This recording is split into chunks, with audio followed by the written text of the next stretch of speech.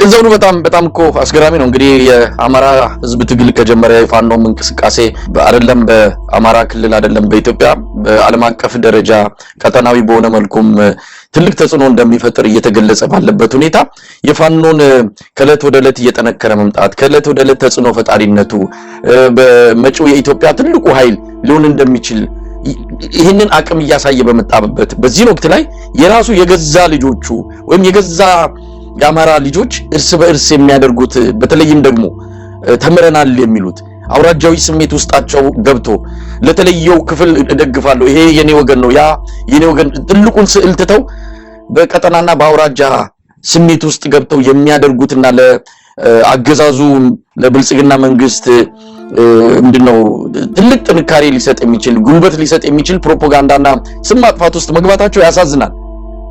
መቼ ወደ ቀልባቸው ተመልሰው ይሄ ከዚህ ከጥፋት ልዩነት የለም ወይም ደግሞ ችግር የለም ማለት ችግርም አለ ችግሩንም ማኛም የካድን አይደለም ወይም ደግሞ የለም ብለን ሽምጥጥ አድርጎ የመካድም አይደለም ግን ችግሩን በዚህ መልኩ ነው የመፍታት የሚቻለው ሰድቦ ለሰዳቢ በመስጠት ነው ወይ ለምንድነው የመሸፈን በቤት ውስጥ የመመካከር የቤትን ጣጣይ መጨረስ እንደዚህ አይነት ነገር ለምንድነው ማይኖረው ምንድነው ጥቅም የሚያገኙት ለምሳሌ አንዱን ቡድን እየዘነጠሉ ሌላውን ከፍ የሚያደርጉ ወገኖች ምንድነው የሚያገኙት ጥቅም ከዛስ ይሄ ነው ወይ የሚበጀው ምናልባት አላቅም እንዴት እንደተሰወረባቸው ግልጽ አይደለም አሁንም በዛ መስመር እየቀጠሉ ነው ያሉት በዚህ ተነሳ ፋኖን አሳንሶ ወደ አንድ የሆነ ንዑስ አማጺ ቡድንነት ለመቀየር የሚፈልጉ ከየብልጽግናን አጀንዳ ሆም ብሎም ይሁን ሳያቆጥም ወይም ደግሞ በሌላ ፍላጎት እንዲህ አይነት አቋም ያዙ የትግሉ ደጋፊ ነን የሚሉ ወገኖች ከማንም በላይ ባሁን ሰዓት ትልቁ ፈተና ትልቁ እንቅፋት እየሆኑ ናቸውና እነዚህ ሰዎች እንግዲህ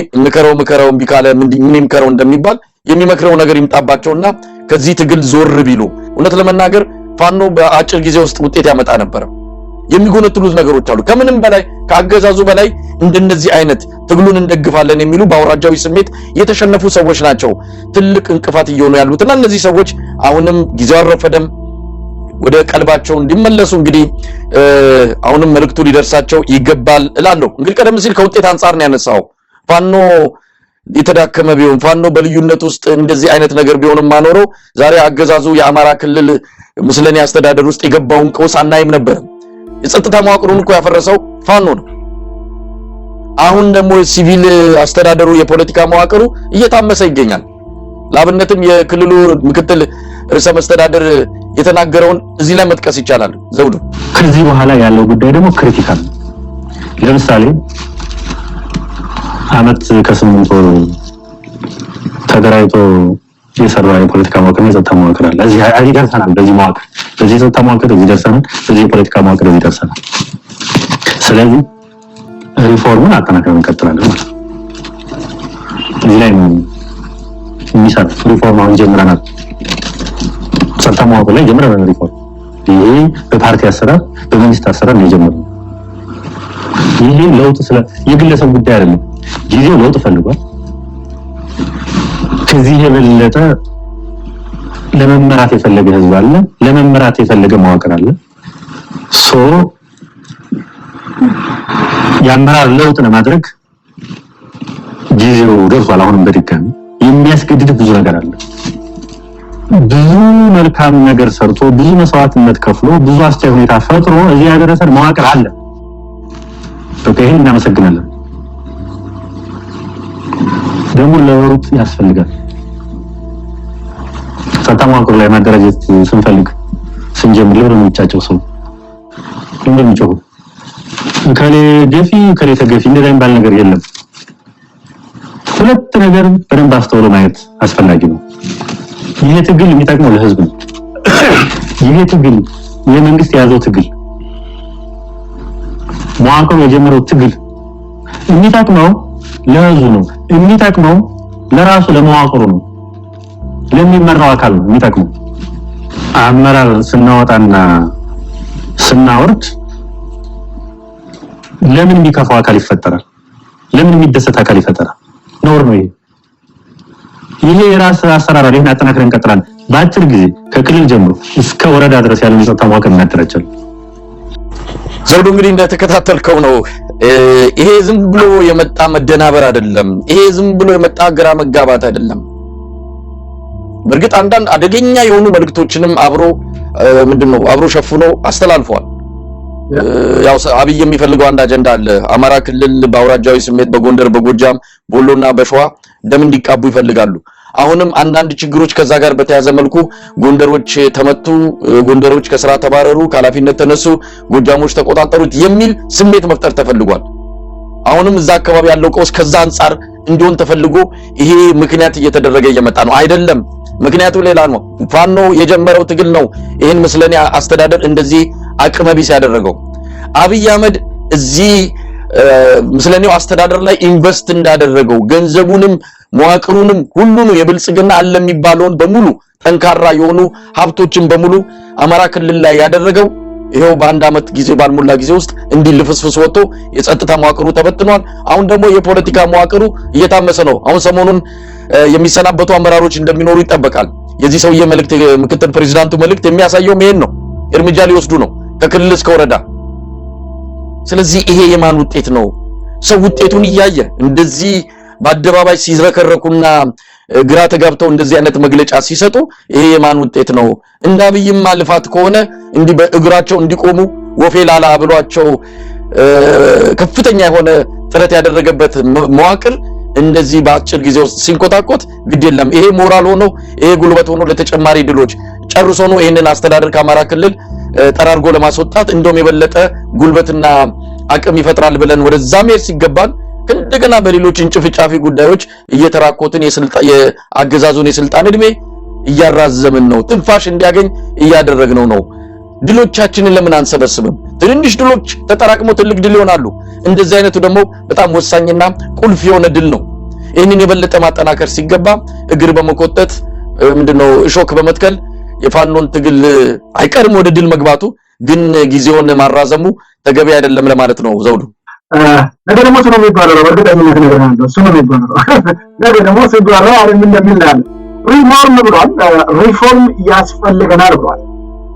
ለምንድን ነው ህዝቡ የሚጫጫው ብሏል። ለምንድን ነው የሚጫጫው? ሪፎርም ሲባል ምንም ህዝቡ የሚጫጫው ምን ነገር አንስቷል። የአማራ ለውጥ የሚጠቅመው ለህዝቡ ነው አለ። ይሄ ሪፎርም የሚጠቅመው ለህዝቡ ነው፣ ለማኔጅመንቱ አስተዳደሩ ነው ይላል። በመጀመሪያ ደረጃ ሪፎርም አማራ ክልል ስንት የተደረገ ቆም ብለው እኮ ማያስቡ ፍጥረቶች ናቸው። በደመነፍስ የሚንቀሳቀሱ 7 ነው 6 ፕሬዝዳንቶች ሲባረሩ በየቀኑ በሰው ላይ ግፍ የሚፈጽመው ሽመልስ አብዲሳ ወለጋን የደም መሬት ያደረጋት ሽመልስ አብዲሳ ቁጭ ብሏል። ጭንቅላት ቢኖራቸውና ቢያስቡ የአማራ ሰዎች ይሄ ሁሉ ፕሬዝዳንት እንደቃ ሲቀያይሯቸው ቆራሊዮ የአዲስ አበባ ውስጥ የሚጠይቋል። እነሱ እንኳን እነዛን ቆራሊዮ ሰብስቦ ተጣራቸው ማለት ሰብስቦ ፋይናሊ ለውጤት ያደርጋቸዋል። ቀጥቅጦ ነው ወይ ምናምን አድርጎ ውጤት ያመጣል።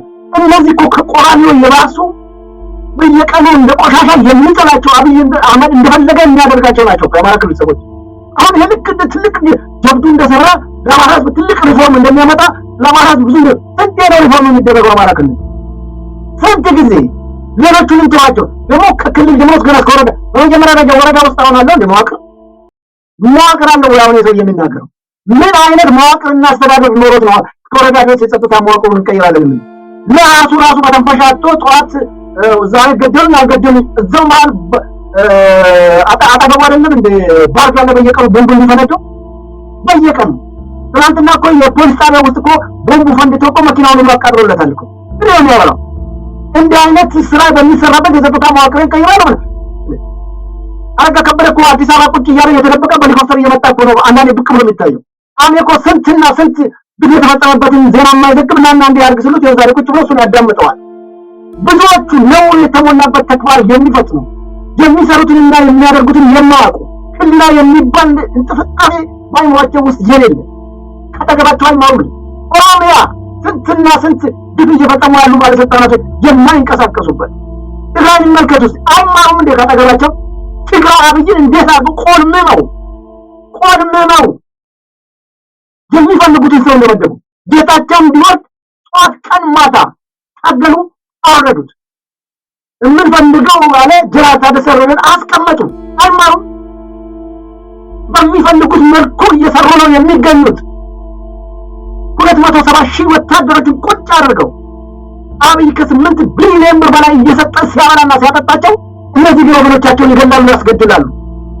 አይምሮ የሌላቸው ደግሞ ልክ እንደ ስለህዝቡ እንደሚያስብ ስለህዝቡ እንደሚጨነቅ ስለህዝቡ መከራ እንዳየሰው አንደበቱን ኮራ አድርጎ ሲናገር ይሄ አይሆን። ምንድነው የሚያንጫጫቸው ይላል። በመጀመሪያ ደረጃ ክብር ሊኖረው ይገባል። ህዝብ በየቀኑ የሚበላው የሚጠጣውን አጥቶ እየተሰቃየ ለሚገኘው ዝም ብሎ ቁጭ ላለው ነገ ምን ሊመጣበት እንደሚችል ያየዋል፣ ይንጫጫል ይላል። እነሱ ራሳቸው ናቸው የሚንጫጩት የብልጽግና ሰዎች። ህዝብማ ለነጻነቱ፣ ለፍትህ፣ ለአንድነት፣ ለኢትዮጵያዊነት እየታገለ ነው የሚገኘው። እንደነሱ አይነት ካዲዎች ከዛ ጀግና ማህበረሰብ ባህሉን፣ ታሪኩን፣ ኢትዮጵያዊነቱን ኩሩ ከሆነ ማህበረሰብ ወጥተው የማንም ሸክም ተሸካሚዎች ሆነው ቁጭ ያሉ ጭንቅላት የሌላቸው እንደነዚህ አይነት ሰዎችን የአማራ ማህፀን ያፈራናት አልነበረም። ግን ዛሬ ተመልሶ ይጫጫሉ ብሎ የተከበረ ማህበረሰብ ስምና ክብር ለማዋረድ የሚጥሩ ናቸው እነዚህ። ስለዚህ በዛይ እነዚህ አማራ ክልል ያሉት አሁን ትናንትና አውረዱ ትላልቅ የጸጥታ ኃይል የሚሆን እንግዲህ አባረር አዳዲስ ሾም። በመጀመሪያ ላይ የሚሾሙት ራሳቸው ምን አይነት ጭንቅላት እንዳላቸው ነው። ምን ሊሰሩ ነው የሚሾሙት? ካጠገቡ እያወረድ በየቀኑ እስከሆነ አሁን ደግሞ ሪፎርም አደርጋለሁ ይላል። እንደነዚህ አይነት ሰዎችን ውጤታቸውን በቅርብ ያውታል። ይሄ ሰውዬ ደግሞ በእርግጠኝነት በቅርብ ያለ እሱ ራሱ ወርዶ እንደገና እንዲተደረኩ ብሎ በዚህ አንደበቱ ሲያለቃቅስ ነው የምታየው። በሚችሉት መጠን አሁንም በህይወት ያሉትና አመራር ላይ ቁጭ ብለናል የሚሉ ሰዎች ሰቀቀንና መከራና ስቃይ ከሚወጣው ቢያንስ ለነጻነታቸው ቢያንስ ለነገ ልጆቻቸው ለልጅ ልጆቻቸው ታሪክ ማስቀመጥ አለ። የተዋረደና ቆሸሸ ታሪክ አስቀምጠው ሀገሪቱንም አዋርደው ማህበረሰቡንም አዋርደው ልጆቻቸውና ቤተሰቦቻቸውን ጭምር አዋርደው ነው የሚሞቱት እነዚህ ሰዎች። ስለዚህ ይሄ ሰውዬ ሆነ ሌሎቹ አማራ ክልል ስላሉት የብልጽግና አመራሮችና ሰዎች ከአብይ አህመድ ተላላኪነትና አሽከርነት ወጥተው ወደ አይምሯቸው ቢገቡ መልካም ነው ነው። ይህንን ማናደርግ ከሆነ አሁንም ሀገሪቱ ያለው ችግር እየተባባሰ የሚሄድ መሆኑ ነው መታወቅ ያለበት። ስለዚህ በተቻለ መጠን በምናደርጋቸው ተጋድሎች ላይ አሁንም ቢሆን ህዝቡ ቆርጦ ተነስቷል። ይህንኑ መቀጠል አለበት ነው የምለው እና እንደነዚህ አይነት ሰዎችን ማዳመጥም ለእነሱ ጊዜ መስጠትም አያሻም። ዘውዱ ትክክል ነህ። ቀደም ሲል ሲሳይ አረጋ ንግግር ስንሰማ እንግዲህ እኔ ብዙ ጊዜ አሽከር ሐሳብ አለው ብዬ አላምንም። አሽከር ምናልባት የታዘዘውን ከማድረግ ሲጠሩት አቤት ሲልኩት ወዴት እንጂ ወጥቶ ሐሳብ አለኝ ብሎ በቴሌቪዥን ካሜራ ተደቅኖለት ከረባት አድርጎ ሲናገር መቼም ኢትዮጵያ ውስጥ ብዙ ጉድ እያየን ነውና አማራ ክልል ያሉት ባለስልጣናት በዚህ ደረጃ ደፍረው አይናቸውን ገልጠው ለህዝብ እየሰራን ነው ብሎ ሲናገሩ ያሳዝናል። ያው ብዙ መገረም የለብንም። ከዚህም በላይ ብዙ ነገር እያየን ስለሆነ አብይ አህመድ የሚባልን አይነት መሪ እንኳን 4 ኪሎ ያስገብተው የሚመራት ሀገር ነች ኢትዮጵያ። በዚህ ደረጃ አስገራሚ ነገሮች የተከሰቱባት መሆኗን ስለምናውቅ የአረጋ ከበደም ሆነ የነ ሲሳይ አረጋ መግለጫ ብዙም አያስገርመንም። ነገር ግን ይሄ የማን ውጤት ነው የሚለው ቀደም ሲል የገለጽኩልህ ነው። እንግዲህ አረጋ ከበደ ስልጣኑ ሊለቅ ይችላል።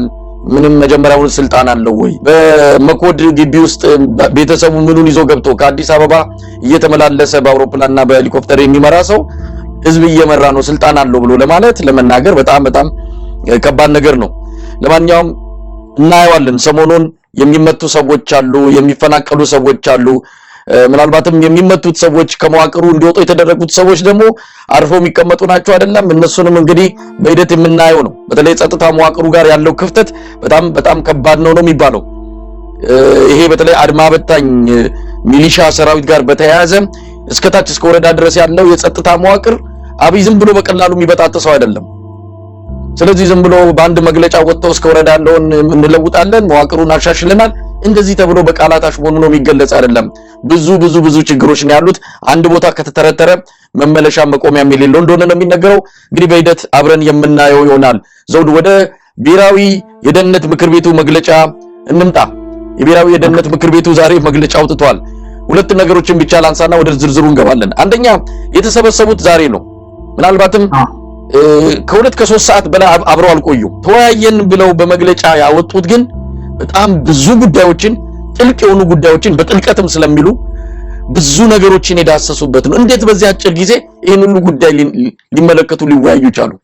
ወይስ አብይ አህመድ ጽፎ ያመጣው መግለጫ ለመስማት ነው የተሰበሰቡት?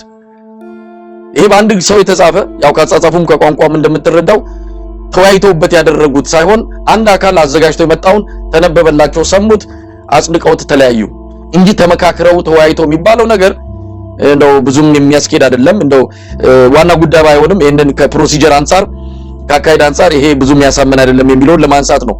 ሌላው ሁለተኛው ጉዳይ ይሄ መግለጫ የሚኒስትሮች ምክር ቤት ነው? የብልጽግና ፓርቲ ነው ወይስ የብሔራዊ ደህንነት ምክር ቤት ነው? የማን ነው?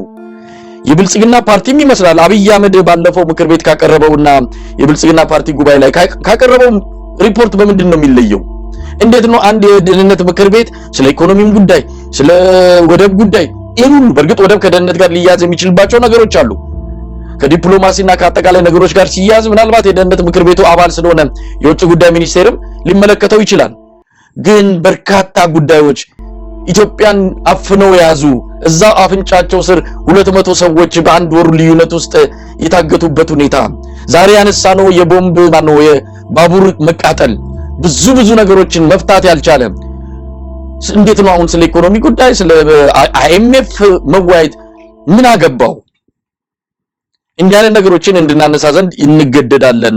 ይሄ የብሔራዊ ደህንነት ምክር ቤት መግለጫ ሳይሆን የሚኒስትሮች ምክር ቤት መግለጫ ወይም የብልጽግና ፓርቲ የአቋም መግለጫ ነው የሚመስለው። ብልጽግናን እንደርስበታለን፣ ምን አገባው ብሔራዊ ደህንነት ምክር ቤት? እሱ ሀገሪቱን ሰላምና ደህንነት እየተከታተለ ማስጠበቅ ነው፣ አለቀ። ገለልተኛ እኮ ነው የሚባሉት። እንደ ስሙ ከሆነ እኮ ገለልተኛ ነው የሚባሉት። መከላከያ ሚኒስቴርም ደህንነት መስሪያ ቤቱም እኮ ገለልተኛ ተቋማት ነው የሚባሉት። ምን አገባቸው ስለ አይኤምኤፍ? ምን አገባቸው ስለ ብልጽግና? ለማንኛውም ዘውዱ እንደታየው አጠቃላይ መግለጫው በጣም አመሰግናለሁ። በጣም ትልቅ ሪፖርት ነው። አንድ ተቋም ወይም አንድ መስሪያ ቤት ሪፖርት አይደለም። ያልዳሰሰው ነገር የለም። ነው መዳሰሱን ምን አይመለከተው ይመለከታል የሚለው ነው። ሰረጎምን ተው ምን አገባው እዚህ ውስጥ ለምንድን ነው እዚህ ውስጥ እጁን ከተተው የምንለው ምን ተው ደግሞ ይህን ሁሉ ጣልቃ ገብነት ስራዎችን የሚሰራ ከትንሹ ቀጥሎ እስከ ዓለም አቀፍ ጉዳዮች ሁሉ የገመገመ ተቋም ወይም መስሪያ ቤት ለምንድን ነው ሀገር ውስጥ ይሄ ሁሉ ነገር ሲፈጸም ዜጎቹን መጠበቅ ያዳገተው የሚለውን እናንሳ። በየቀኑ የሰው ልጆች ደም እንደ ጎርፍ የሚፈስባት ኢትዮጵያ ላይ ያለው ችግር መቅረፍ ለምን ተሳነው የሚለውን እናንሳ እኮ። ወደብ ያወራል፣ ስለ ዓለም አቀፍ ግንኙነት ያወራል፣ ስለ ወርልድ ባንክ እና አይኤምኤፍ ያላነሳቸው ነገሮች የሉም። ዓለም አቀፍ ዲፕሎማሲውን ጭምር ሁሉ ዳሶታል። የሚዲያ አካላቶችን ሁሉ ዳሷቸዋል። ስለ ዲፕሎማሲው ያልዳሰሰው ነገር የለም። እስተኛው ነው፣ ጥሩ ነው ማየቱ። አቅሙም ጉልበቱም የሰው ኃይሉም ካለው አጠገቡ ውስጥ በየቀኑ ስለሚታፈኑት ዜጎች እዚሁ ራሱ ዘርዝሮታል። ይችላል አፈና፣ ዝርፊያ፣ እገታ፣ ጭካኔ የተሞላበት ተግባር የሚፈጽሙ አካላቶችን የሌላውን የኢትዮጵያ መረጋጋት የማይሹ ሲል አስቀምጠዋል። ማን ነው ይህንን ሁሉ ስራ የሚሰራው? ይህንን ሁሉ አቅም አለኝ ብሎ የዳሰሳቸው መዓት ሪፖርት የጻፈ አካል ወይም ገምግም ያለው የሚለው አካል አጠገቡ ከአዲስ አበባ ወጣ ብሎ እዛ ሰዎችን በአውቶቡስ እያፈነ ሲወስድ ማን አዲስ አበባ ውስጥ እያፈነ በሚሊዮን ገንዘብ ሲጠይቅ ይህም የተጠየቀው ገንዘብ ኢትዮጵያ በሚያውቀው ባንክ ውስጥ ሲገባ ምንድን ነው ያደረገው? ለማንሳት ያስፈልጋል። ኢትዮጵያ ለዘመናት ይላል በፖለቲካዊ ኢኮኖሚያዊ፣ ማህበራዊና ዲፕሎማሲያዊ ስብራቶችን ገጥሟት ነበር።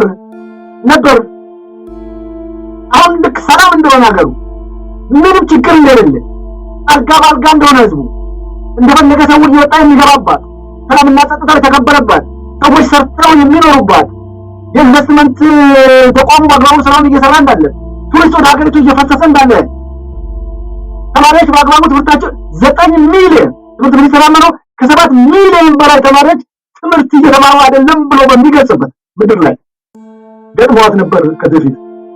እነዚህ ስብራቶች ይላል በመቅጠም ወደ ብልጽግና የምታደርገውን ጉዞ እያፋጠነች ምን ትላለች? ትገኛለች ኢትዮጵያ።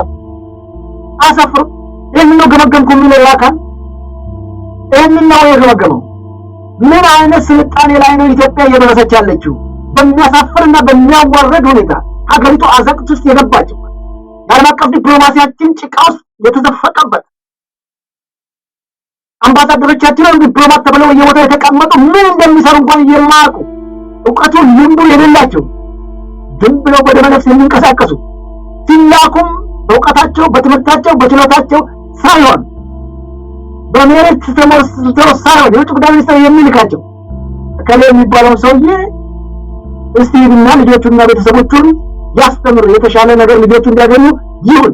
በዚህ ህዝብ ገንዘብ ታክስ ከፋይ ገበሬው መከራውን እያየ ነጋዴው ከአቅሙ ውጪ ምንም ትርፍ የሌለበት ይህን ክፈል እየተባለ እየተገደደ በሚሰበሰበው ገንዘብ ታክስ እነዚህ ሰዎች እንደፈለገ የሚያደርግ ነው። አንዳንዶች እኮ በሚኒስትርነት ማዕረግ ተቀምጠው ሀገሪቱን ሲመዘብሩ ስንት ወንጀል ሲፈጽሙ በሀገሪቱ ላይ የቆዩትን ወስዶ አምባሳደር የሚያደርግበት ተቋም ይህንን ነው። እንግዲህ አሁን የብሔራዊ ደህንነት ምክር ቤቱ ገምግም ያለውን ኢትዮጵያ አድጋለች የሚል በሌላም በኩል ምን ይላል? እንግዲህ እነዚህን ስብራቶች በመጠገን ወደ ብልጽግና የምታደርገው ጉዞ እያፋጠነች ትገኛለች ካለ እስካሁን የጀመረቻቸው ሪፎርሞች እየተሳኩ ነው። የመጣለባቸው ዓለም አቀፍ መድረኮች ያሉ ተሰሚነታችን እየጨመረ ነው ይላል። እንደው ለመሆኑ የኢትዮጵያ ዓለም አቀፍ ዲፕሎማሲ የጨመረበት የትኛው ሀገር ነው? ከየትኛው ሀገር ጋር ተነጋግሮ ነው? ከየትኛው ዓለም አቀፍ ጉዳዮች ጋር ተወያይቶ ነው? አብይ አህመድ ስልጣን ላይ ከወጣ 7 ዓመቱ የተባበሩት ዓለም መንግስታት ድርጅት አንድ ቀን እንኳን በሩ ላይ ያረገጠ መሪ ነው ያለው። አሳፋሪ መናገር እንኳን በተባበሩት ዓለም መንግስታት ድርጅት ጽሕፈት ቤት ቀርቦ መናገር ያልቻለ መሪ ነው ያለው። ይህንን ነው እንግዲህ በአፍሪካ ኩራት የሆነችው ሀገራችን ኢትዮጵያ ለአፍሪካ ለጥቁር ዘሮች በሙሉ ኩራት የሆነችው ሀገራችን ኢትዮጵያ ዛሬ በጎረቤታችን በምስራቅ አፍሪካ ጅቡቲ ከተማ እንደ ሀገር አልቆጠረችም። ሀገር የሌላት ነው እውቅና አልተሰጣት። ሶማሌላንድ ዛሬ ዜጎቻችንን ታስራለች፣ ትገላለች፣ አባርራለች። እነዚህ ዜጎች የሚቆረቆር መንግስትም መሪም ወይም እንደሚለው የደህንነት ጸጥታ ኃይል ግብረ ኃይል ገራን የሚለው የለንም። ቢኖረን ኖሮ ምን ይላል? በተቃራኒ ነው የሚናገሩት እነዚህ ሰዎች። በተቃራኒ በዓለም አቀፍ መድረኮች ላይ ተሰልፈው እየጨመሩ ብሔራዊ ጥቅሞቿን ይላል ለማስከበር የምታደርገው ጥረት ውጤት እያስመዘገበ መሆኑን ለዚህ ምስክር ነው። የት ነው ኢትዮጵያ ብሔራዊ ጥቅሟን ያስከበረችበት? ከሶማሌላንድ ጋር መንግስት ባልሆነችበት የተባበሩት የዓለም መንግስታትን ያቋቋመችው ሀገራችን ኢትዮጵያ ኔጎሽዬሽን ሲቋቋም 50 ሀገራት ቀዳሚዋ ኢትዮጵያ ነች። አፍሪካ የሚባለው በቀኝ ግዛት እንደሰው በማይቆጠሩበት ኢትዮጵያ የተባበሩት መንግስታት የመሰረተች ሀገር ቻርተሩም እንደምታውቅ የአፍሪካን ህብረት የመሰረተችው ሀገራችን ኢትዮጵያ ቻርተሩ ምን እንደሆነ የምታውቅ ግን መንግስት ካልሆነው የሶማሌላንድ ጋር ወደ ባገኘው ብሎ ኢትዮጵያን ጨምሮ ችግር ስለመከት የዓለም አቀፉንም የአፍሪካን ህግ በመጣስ ይሄ ነው ብሔራዊ ጥቅም ያስከበር ነው። ኦኬ ያስ አስጨፍሮ ወደ ሰበር ዜና ተባኮ በኢትዮጵያ ቴሌቪዥን ይተላለፍ ሰበር ዜና ወደዚህ የታላ ውጤቱ ይህን ነው ብሔራዊ ጥቅም ያስከበር ነው። ዛሬ ከሌሎች ጎረቤት ሀገሮቻችን ጭምር ጭንቁስ የገባርበት በኬንያ እኮ መጥተው ቦርደራችን ላይ እኮ ስንት የኢትዮጵያ ዜጎች የኦሮሞ ማህበረሰብ እየሞቱ ነው ያሉት እኮ በየቀኑ። ማን ይጠበቃቸው? ማን የከለላቸው? ማን ነው ያተረፋቸው? ሱዳን እኮ በዛ ወጥቶ ስንት ኪሎ ሜትር የኢትዮጵያን ግዛት እስካሁን ይዛ ቁጭ ብላለች እኮ በአማራ በኩል። ምንድነው እየተደረገ እና የሚሰሩትንና የሚያደርጉትን እንኳን የማያውቁ ሰዎች በጣም በርካታ ጉዳዮች አንስተዋል። የዓለም አቀፉ የፋይናንስ ተቋማትና አጋሮቻቸው ጋር በተደረጉ ውይይቶች ላይ እየተገኙ ያሉ የፋይናንስና የኢኮኖሚ ድጋፍ ለፖለቲካዊና ኢኮኖሚያዊ ማህበራዊ ሪፎርሞች ትኬት ያላቸው አበርክቶ ከፍተኛ ነው ይላል። በመጀመሪያ ደረጃ የኔና አንተ ልጅ ልጆች ከፍለው የማይችሉት ዕዳ ውስጥ እኮ ነው የገባነው። እንዳልከው ነው አብዛኞቹ ጉዳዮች በብሔራዊ ደህንነት ምክር ቤት ደረጃ መነጋገር ማይገባቸው ነው። አሁን ስለ አይኤምኤፍም ሆነ ስለ ብልጽግና ስለ አንዳንድ ነገሮች ብሔራዊ ደህንነት ምክር ቤቱ ሌላ መነጋገር ባለበት ላይ ነጋገር መስራት ያለበት ላይ አይሰራም።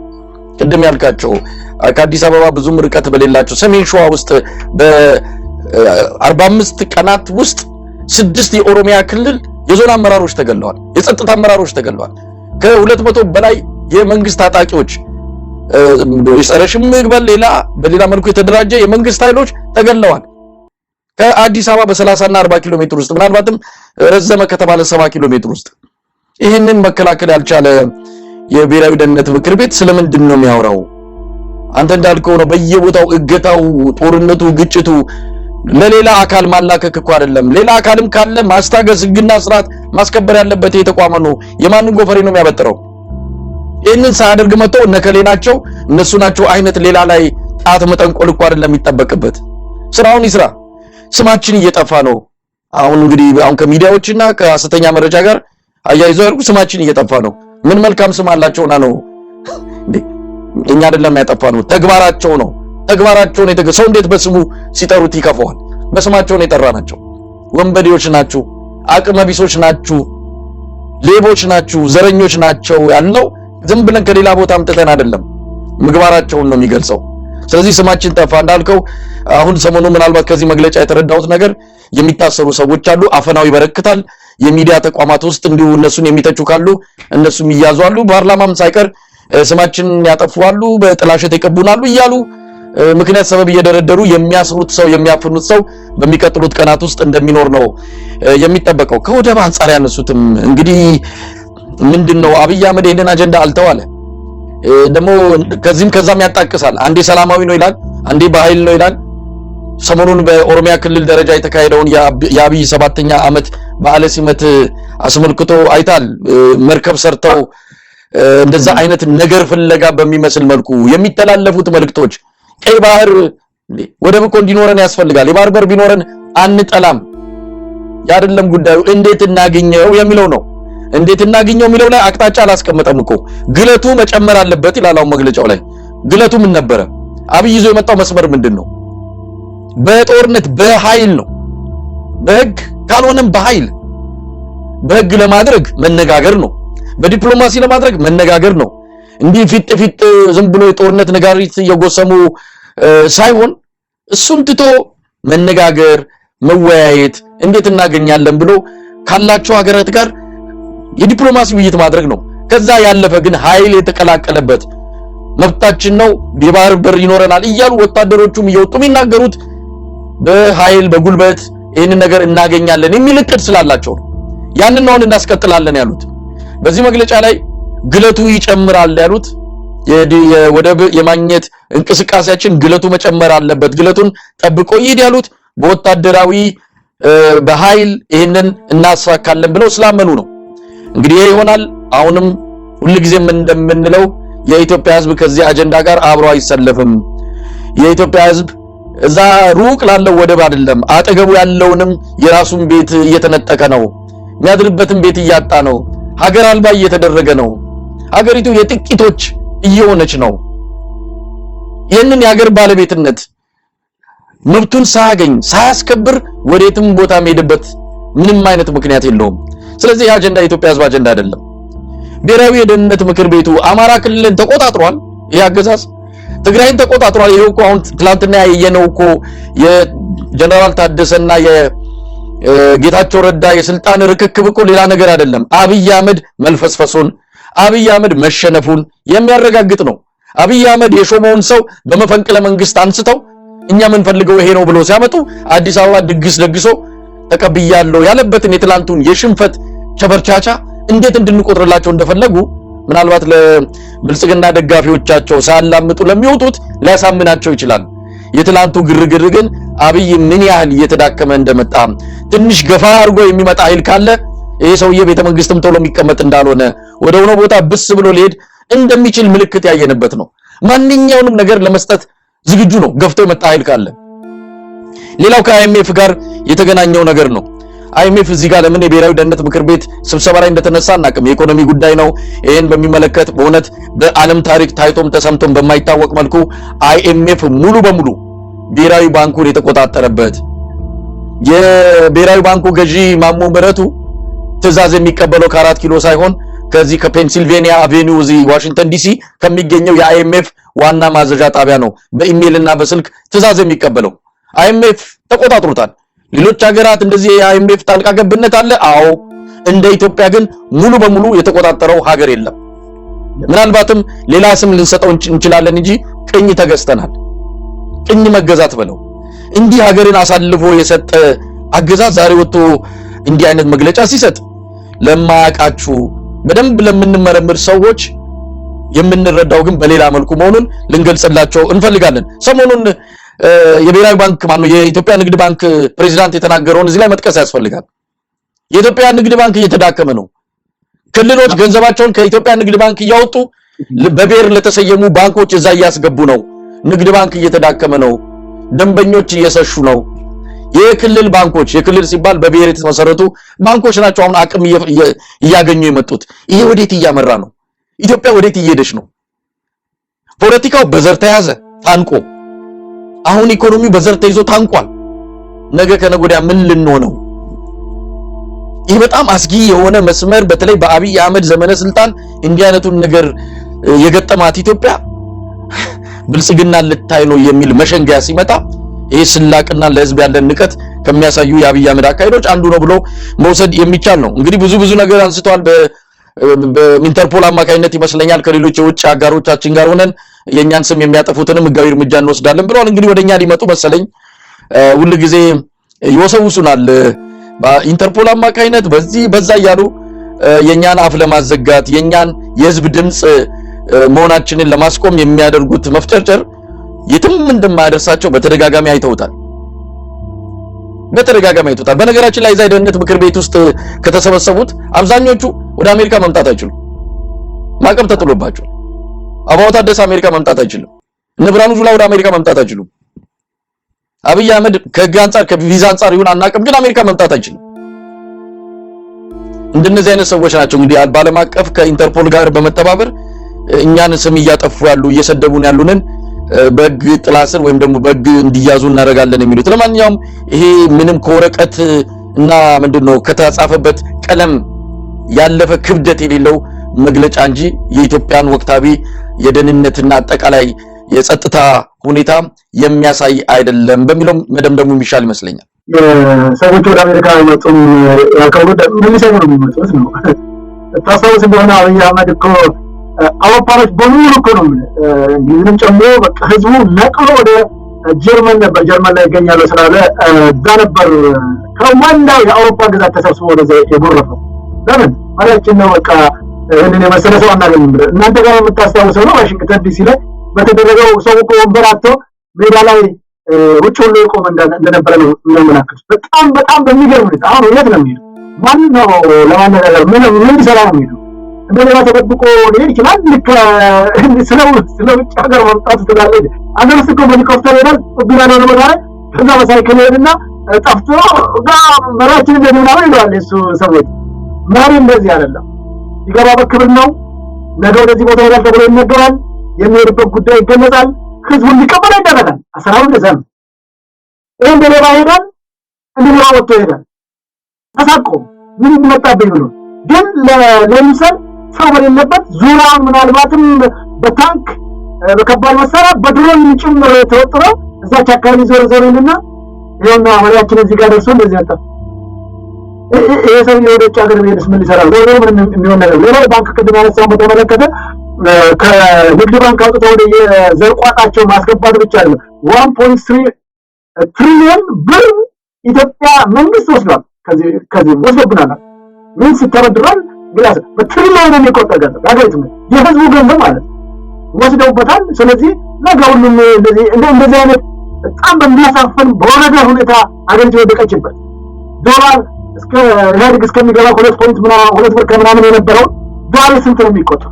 እንዲህ አይነት ውድቀት ውስጥ የከተተንን የኢኮኖሚ መዋቅራቸው አሻሽለን ተለውጠናል። ዞሮ መሰል ምንም ያለን አንድ አማራጭ ብቻ የኢትዮጵያ ህዝብ በጋራና በአንድነት ሆኖ ይህንን የምናየውን ስርዓተ መንግስት ያለምንም ጥያቄ በማስወገድ በተቻለ መጠን ህዝቡ በጋራና በአንድነት ሆኖ አገሪቱን የሚመራ የህዝብ ልጅ ማግኘት በተጓዳኝም ኢትዮጵያኖች በነጻነት የሚኖሩባትን ሀገር ለማቆም መጣር ያስፈልጋል። ይህንን የማናደርግ ከሆነ እድሜ ልካችንን በሰቀቀን በችግርና በመከራ ውስጥ መቀጠላችን የማይቀር ነው።